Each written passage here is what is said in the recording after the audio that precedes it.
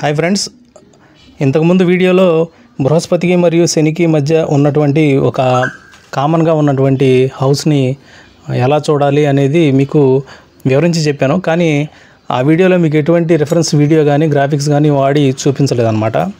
ఇంకా అది చెప్పినా కూడా కొంతమందికి కన్ఫ్యూజన్ ఉండొచ్చు, వాళ్ళకి అర్థమయ్యేలా చెప్దామని ఈ వీడియో చేస్తున్నాను. ఏంటంటే మీకు రెఫరెన్స్గా ఒక జాతక చక్రాన్ని తీసుకొని దాంట్లో బృహస్పతికి శనికి ఈ వీళ్ళిద్దరికి మధ్యలో ఉన్నటువంటి కామన్గా ఉన్నటువంటి రాశిని ఎలా కనుక్కోవాలనేది ఈ వీడియోలో మీకు ప్రాక్టికల్గా ఇక్కడ చేసి చూపిస్తాను. మీరు యాప్ డౌన్లోడ్ చేసుకొని మీ డేట్ ఆఫ్ బర్త్ అవి ఎంటర్ చేసిన తర్వాత ఇలాగ సౌత్ ఇండియన్ స్టైల్లో మీకు జాతక చక్రం వస్తుంది. మీ జాతక చక్రం బృహస్పతి 5, 7, 9 రాసుల్ని దృష్టి ఉంటుందన్నమాట. బృహస్పతి ఉన్న చోట నుంచి అంటే 1వ స్థానం నుంచి 5వ స్థానాన్ని, 7వ స్థానాన్ని, 9వ స్థానాన్ని చూస్తాడు.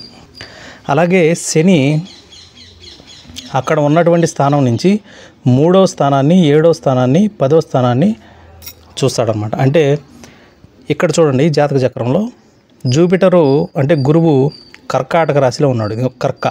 అంటే కర్కాటక రాశి.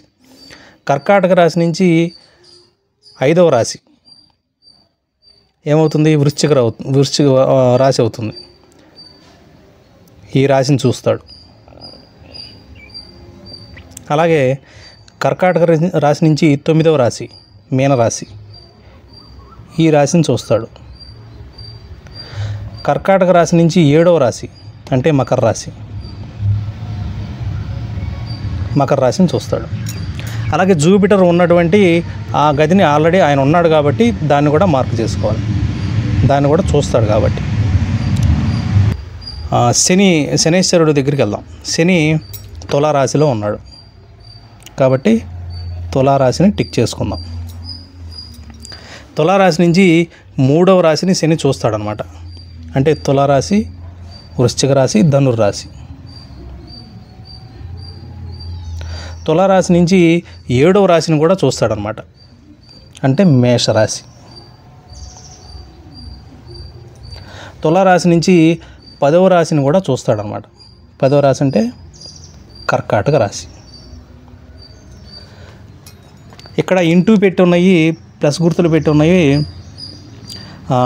గురుగ్రహం యొక్క దృష్టి అయితే టిక్ మార్కులు అంటే ఓకే మార్కు కొట్టినవి, రైట్ మార్కు కొట్టినవి ఏమన్నా శని యొక్క దృష్టి అన్నమాట. మకర రాశిని గురువు మాత్రమే చూస్తున్నాడు. మీన రాశిని గురువు మాత్రమే చూస్తున్నాడు. మేషరాశిని శని మాత్రమే చూస్తున్నాడు. కర్కాటక రాశిని గురువు చూస్తున్నాడు. అంటే గురువు ఉన్న స్థానం పైగా శని చూసే స్థానం. అంటే వీళ్ళిద్దరికీ కామన్గా ఉన్నటువంటి రాశి కర్కాటక రాశి అన్నమాట. ఈ కర్కాటక రాశి ఇతని యొక్క దశమహావిద్యల్లో ఏ దేవత ఇతనికి ప్రసన్నమైంది అనే విషయాన్ని తెలియజేస్తుంది.